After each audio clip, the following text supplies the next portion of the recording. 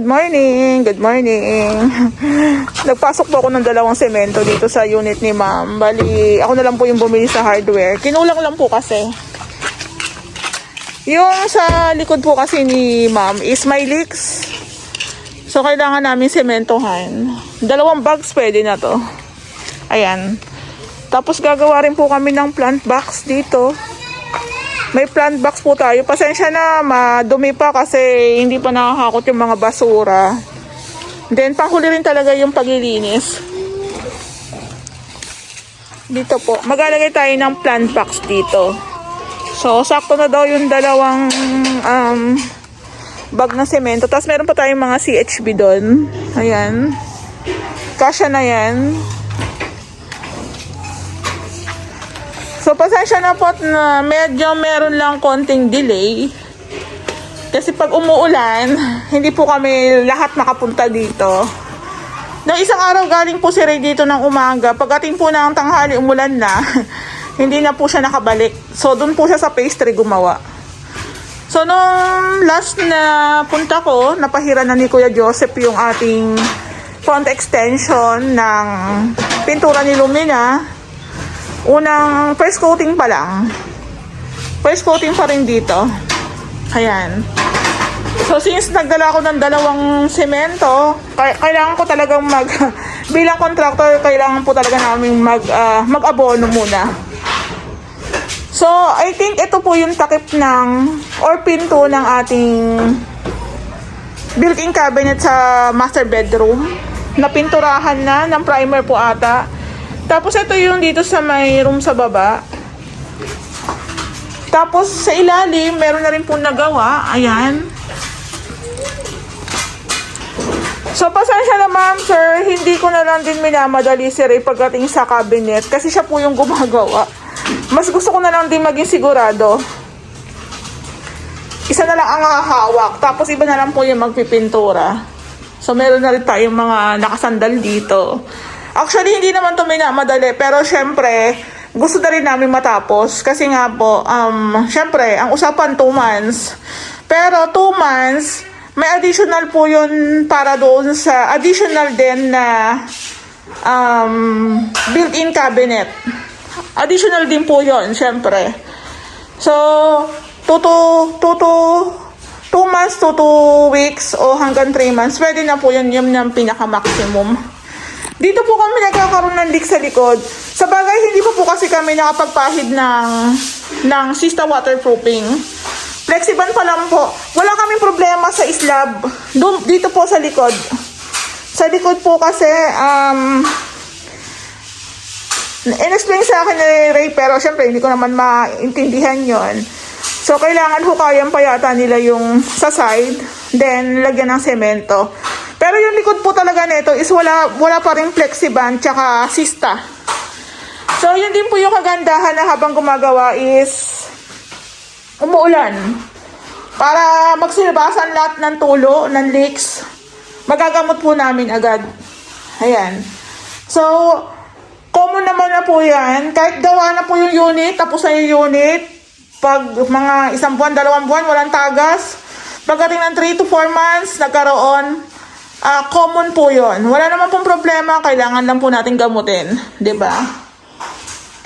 So, hinahayaan ko si Ray dumiskarte sa paggawa niya ng cabinet.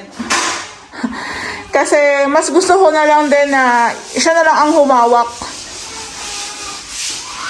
So, ayan, pasensya na may konting delay lang.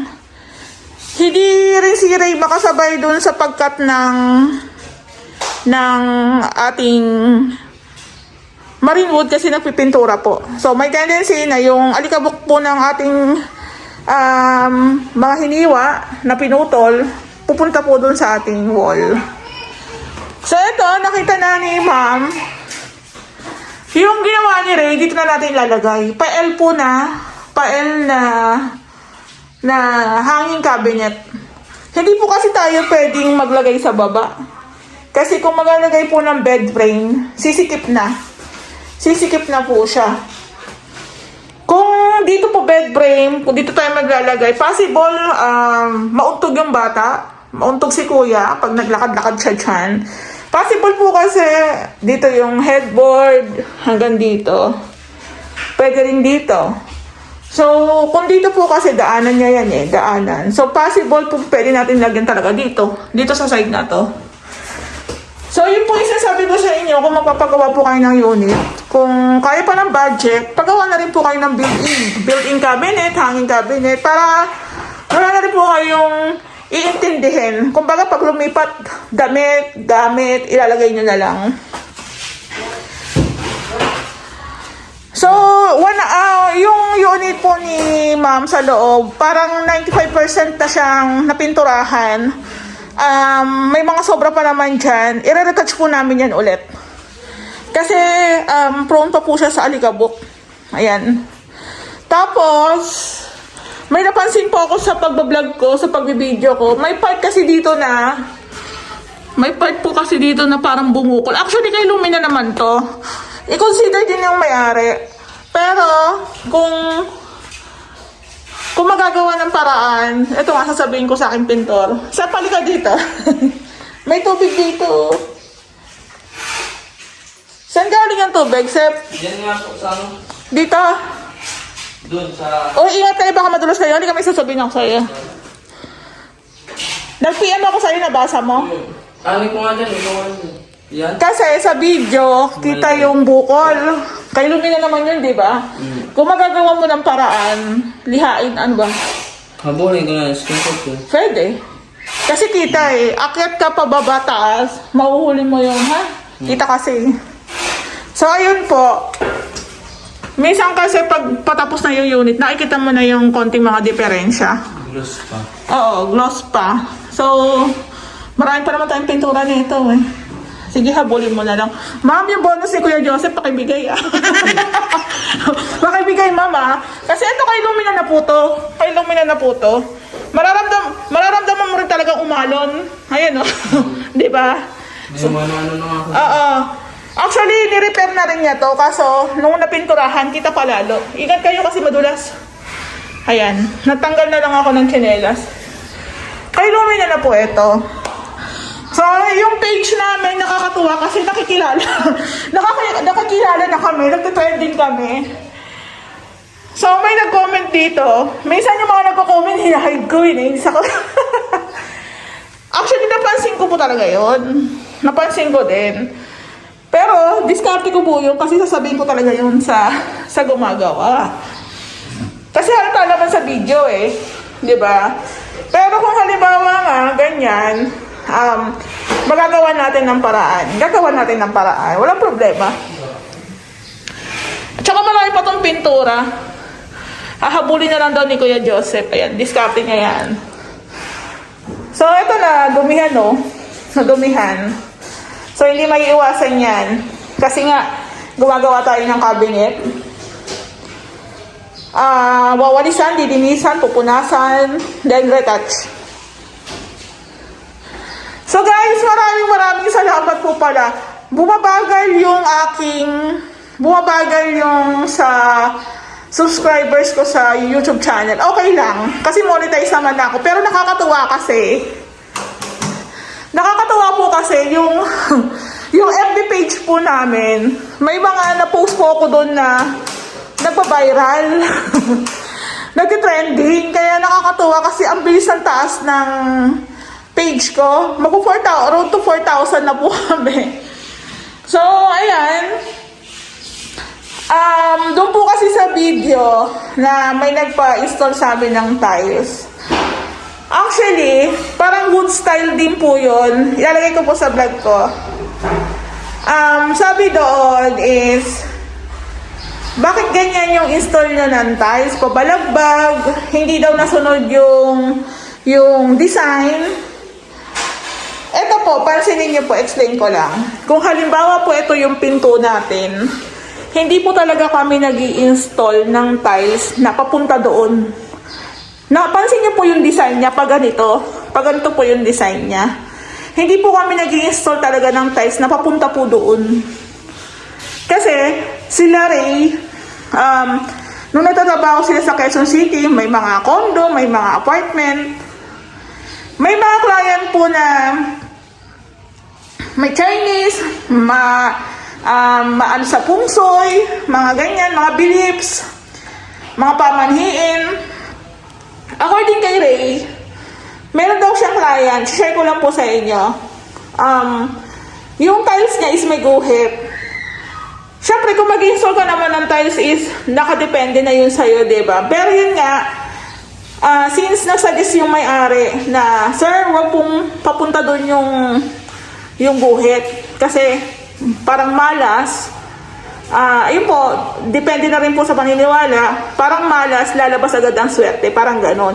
So, kami po, ang ginagawa namin, kontra po yung pag-i-install namin. Tsaka ito po, yung wood design po talaga, para ako wala po talaga, technically wala po talaga akong alam sa pagko-construction. Natututunan ko na lang kasi tumatagal nakakasama ko sila. Yung wood design po is parang random po yan, parang random. So ang pinagbabasihan po dyan ni tile setter is yung arrow po sa likod. Yung arrow po sa likod. Tsaka pag dineliver po yan sa inyo ng tile center, hindi naman po yan talaga, ako sarili kong obserbasyon na, hindi naman naka-arrange talaga, syempre per box yan, di ba? So, possible kung mga ganitong mga design, ganyan po talaga, magbe-base na lang po talaga si tile setter sa arrow na nasa likod. Yun po yung sabi ni Ray sa akin. So, na-share ko lang, wala po talaga akong alam, pero sa 3 taon, natatandaan at naaaral ko na po. Ayan, o diba? Na-emote na naman ang lola niyo.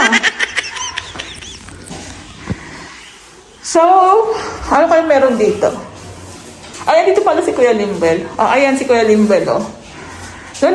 Yung vlog ko dito, ngayon ko pa lang po i-upload. Tingnan nyo naman, oh. Ang ganda na. Tapos, advice ko lang din po, tips o advice ba to? Pag magpipintura po kayo ng white, hindi ko po to alam base lang po to sa aming experience. Pag magpipintura po kayo ng kahoy, mas maganda pong gamitin nyo Davis. Davis Agua Gloss It. Alam nyo kung bakit? Kasi po ang Davis, kahit maalikabukan tumagal, hindi po siya naninilaw. Unlike po sa Boysen na pangkahoy, naninilaw po siya. Diba? So, ayan, hindi ko po alam yan. Siyempre, katagalan, may mga nakukuha tayo yung information na alam natin makakatulong sa pag-vlog natin, pag-construction natin, pag-renovate natin. Ina-apply din po namin sa aming gawa. So, doon po sa mga, ulitin ko na naman, doon po sa mga gusto magpagawa sa amin, pwedeng package, pwede kayo magpa-additional ng built-in cabinet. Mas maganda, meron na. Habang gumagawa, maisabay nyo na kasi kung ipapahuli nyo pa yung cabinet, titipid-tipirin nyo pa, na kunyari, pasensya na kasi kung may budget pa naman, para po doon sa may mga budget pa. Ito po kasi mga cabinet na yung panghuli talaga yung ginagawa once na nakatayo na po yung ating partition. So, ang kagandahan po kasi nito, hindi mo na alalahanin madumihan yung mga gamit mo dito kung kailan ka palang magpapalagay ng cabinet. Siguro, yung iba, hindi na nila i-accept na magpapagawa kayo ng cabinet, lalo na kung ganito, di ba? Kasi mahirap na pong gumawa pag may mga gamit na o kaya may nakatira na. So, nagpapasalamat po ako kasi yung 2 video po na na-upload namin sa page is nagbabiral. Yung isa 1.6 million views na, yung isa magwa 1 million views na rin. May mga negative, may mga positive feedbacks, pero masaya. Kasi alam naman namin sa sarili namin kung paano kami gumawa. Diba? Drama-drama. Tapos ito po pala, nasa pansin ko si Tatay Jerry kanina, is nagpapahid na po siya ng Bulkasil. Siguro pinatungan po ulit. Meron naman na siya siguro, pero pinatungan po ulit. Tapos lilinisin din po yung mga bato-bato na yan, then pipinturahan natin. So yun lang din po yung kagandahan sa may-ari dito. Kasi nga, hindi kami minamadali. Pero sabi ko nga kay Ray, Hindi pwedeng, kahit hindi tayo minamadali. Meron kasi tayong kontrata dito na 2 months, 2 to 3 months. Kasi nga, may additional tayo na cabinet. Pero sabi ko nga, tapusin na namin. Kasi, syempre, nakakaya naman sa may-ari. Bayad na eh. Bayad na, diba? Oo. So, ito, linis na lang po yung kulang. So, para sa akin walang kaso kung porcelain o ceramic. Yung iba nagpo-porcelain kasi ang porcelain po is matibay. Kung sabi kasi doon sa mga comments is ang problema daw is nasa tiles, nasa adhesive na gagamitin. Okay, given yon. Pero kung ang papagawin mo naman doon sa unit mo is hindi talaga skilled na tile setter, possible, aangat talaga yung tiles. Kaya mas maganda yung materials, maganda yung adhesive. Dapat marunong din yung gagawa. Diba? Meron nga, nasabihan ako doon, tanga, bobo, naninira. Hindi naman ako naninira doon sa vlog ko na yon. Ang akin lang, ang sabi ko po kasi doon is, kung magpapagawa po kayo ng unit, or magpapatiles, doon na po sa marunong. Diba? Rin ako lang eh. Papagawa ka ng bahay mo doon sa hindi marunong, wala. Parang ka napukpok ng sariling, parang pinukpok mo yung sarili mo, di ba? Kaya, pero nakakatuwa kasi tumataas po yung engagement namin. Baka ma-monetize na rin po ako sa FB page namin. Ayun, thank you. Meron din po ba kasing palang mga basher na nakakatulong din. Although, yun nga, babasahin mo lang yung mga comments nila. Nasa yun na yan. Pero yun nga, nasasanay na rin naman ako, char.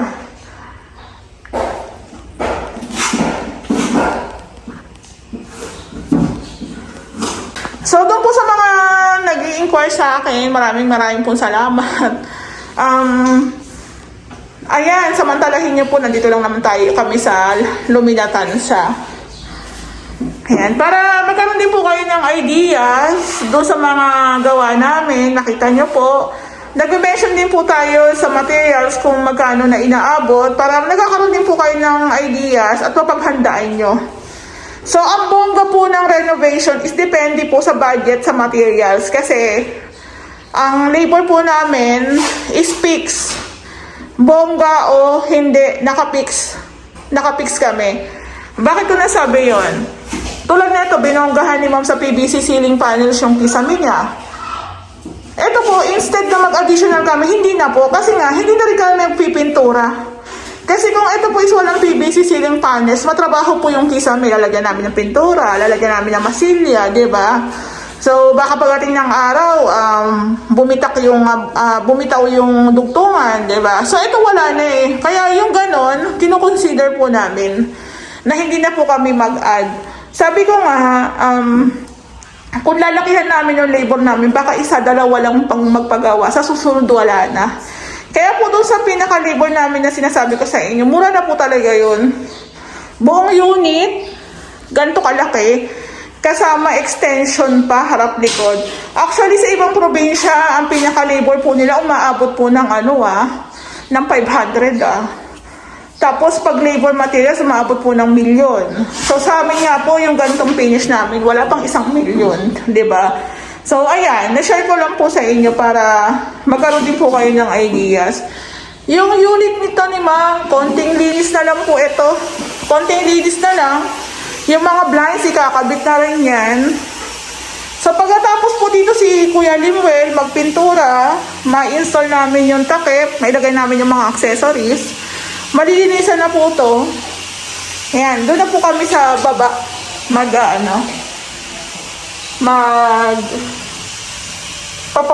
priority.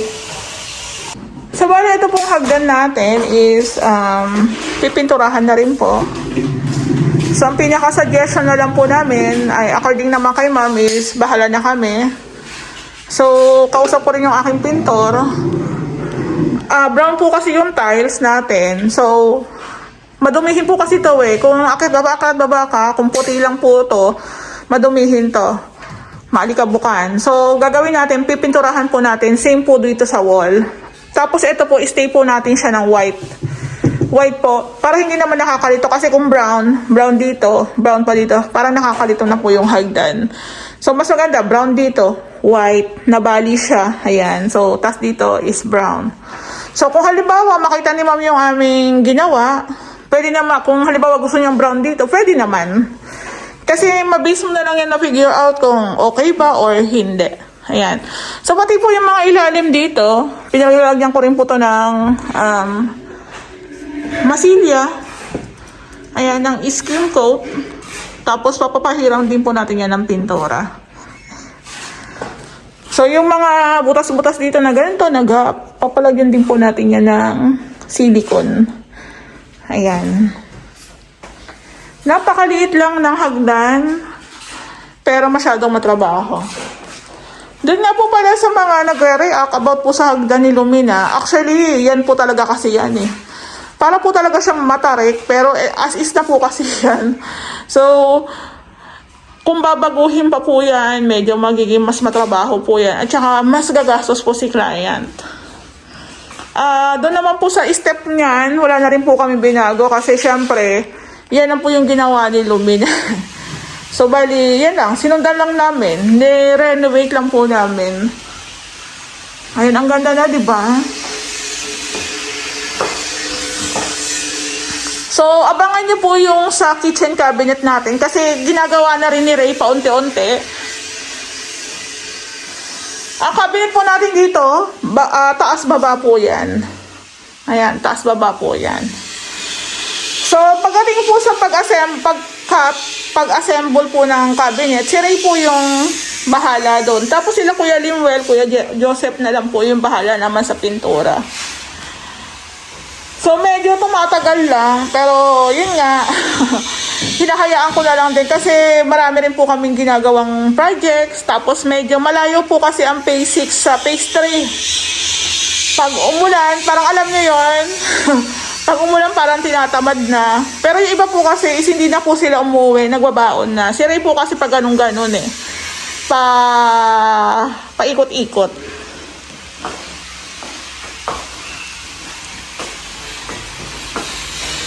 Ayan, yung pintuan po pala natin, nilalata siya rin pala ni Kuya Joseph. Ayan. So, ito, bibilihan na rin po yata siya ni ma'am ng lock set. Mas maganda yung lock set na. Ibig sabihin po ng lock set, meron dito sa taas, meron dito sa baba, tapos isang susi lang po siya. Para kung halimbawa, hindi na rin kayo mahirapan, susisian nyo dito, iba na naman yung susi dito. So, ito po kay Lumina pa po to. Ayan. Yung Happily po na brand, maganda. Saktong-sakto dito sa butas. Ayan. Except kung may baku-baku tong pinto, lagyan mo na lang ng polytop. Kasi hindi may iwasan minsan na nababato, natatadyakan, natutusok. Makikita naman niya to pag yung mga, ayan, yung mga baku-bako. Lagyan na lang natin ng polytop. So, dito si Kuya Limwell, naglalagay ng wall putty.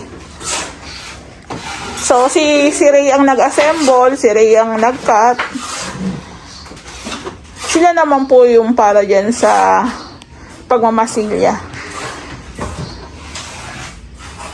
So, mas madali po kasi yung trabaho pag toka-toka na kami. Toka-toka. Tulad sa akin, hindi naman ako gumagawa. Nag-vlog lang po ako. Nag-asikaso ng materyales. Sila naman po bahala dyan. So, hindi ko lang po tanda kung ilang marine woods po yung nabili namin. Parang nasa 14 pieces po ata. Sabi naman ni ma'am kung kulangin, mag-add na lang. So, not sure lang din pala. Baka kulangin din kami ng pintura. Sep, sabihan mo pala ako pag kukulangin kayo pintura. Kasi ang pintura ng mga cabinet, puti lahat. 2 galon lang yan. 2 galon lang. Sa taas naman, okay na. Oo. Parang kukulangin yan. Kasi, taas pa lang, baka 1 galon na yun. Taas baba pa. Oo, taas baba pa. Oo. Tapos dito po meron po kaming gagawin dito. Ito po yung fluted panel. Ayan po. nakabox pa para hindi madumihan. Ipanguhuli na po namin yan kasi para hindi madumihan, hindi magasgasan. Dito po yan ilalagay na part. So ngayon, namnamin nyo, nakikita nyo pa yung pinto. Pero sa mga susunod na araw, baka hindi nyo na makita yung pinto. Kasi magiging hidden door na po ito. Tatanggalin na po natin yung doorknob dito. Dito na lang po tayo magkakaroon ng handle. Handle tsaka lock, dito na lang po. Ito, wala na to, hindi na to magagamit. So, abangan nyo po.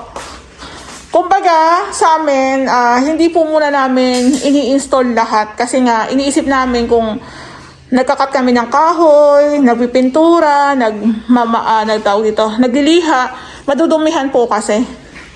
Kaya yung mga panghuli na talaga, huli talaga namin siya nilalagay. Para hindi kami paulit-ulit na maglilinis, i-retouch, ganon. So, pati nga po yung mga ilaw dito, hindi mo muna namin nilagay kasi baka nga pag nagpasok dito ng materyales, baka po masundot o kaya mabangga. So, ayan. Yung mga nakabitin na pin lights, kasi nga po nag-retouch po tayo, ibabalik din po yan. So, ang ganda na. Ang ganda na. Pati yung mga butas-butas dito sa bakal, lagyan mo din. Mga ganito, oh. Ikaw na bahala dyan. So, pag ganito pong halos nabubuo na yung unit, mas madali nyo nang makita yung mga konting diferensya. Madali na lang po siyang ayusin. So, ayan ma'am, wag kang magtaka kasi meron tayong mga small materials na kami na lang po yung nag-provide. Actually, kahit kami yung nag-provide, mahal din po talaga abutin ng mga small materials. Pero kung sa labas pa namin to bibilin sa hardware o kaya sa mall, mas mahal, mas doble. So, sa amin po sa Lazada lang po ito. Mas mura. Yung iba nga dyan, baka hindi ko napatubuan kay ma'am. O halimbawa ito, nakuha ko ng 200, baka 200 ko na lang din ibigay kay ma'am. Depende po kung may shipping fee. Kasi minsan may shipping fee, minsan wala. So kung wala, di libre na. Ganun lang. Kasi malaking bagay din po sa amin na meron na kami mga small materials sa bahay.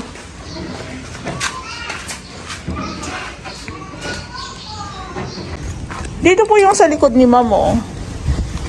May daan na naman, kaya dumaan na lang po ako. Tabi po. Tabi po. Ay, doon ko po pala sa kabilang side yun. Tabi po. Dito po pala dumadaan si Tatay Jerry. Tabi po. Sana walang ahas. Ayan.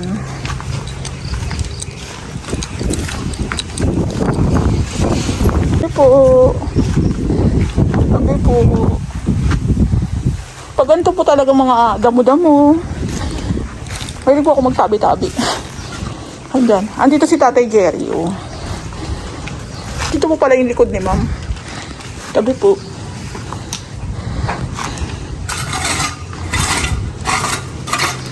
So, meron na po pala itong flexiban. Meron na pala siyang flexiban, no?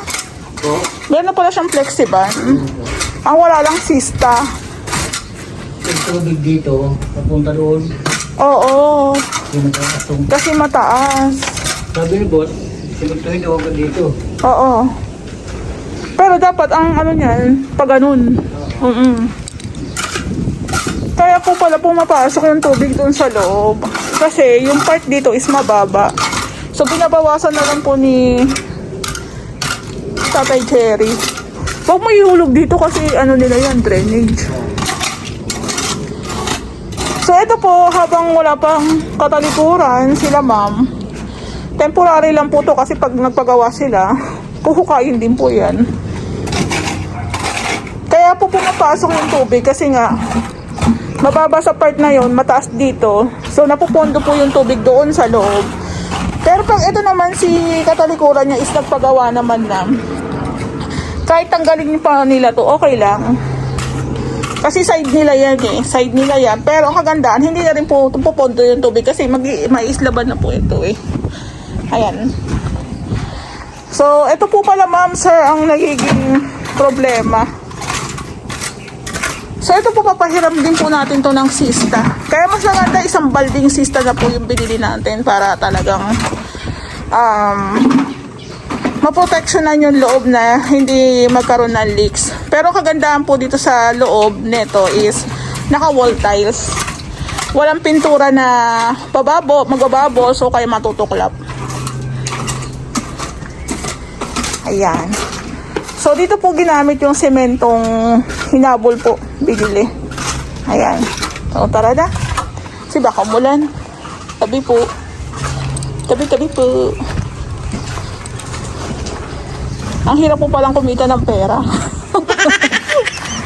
Mahirap pero masaya, sa totoo lang.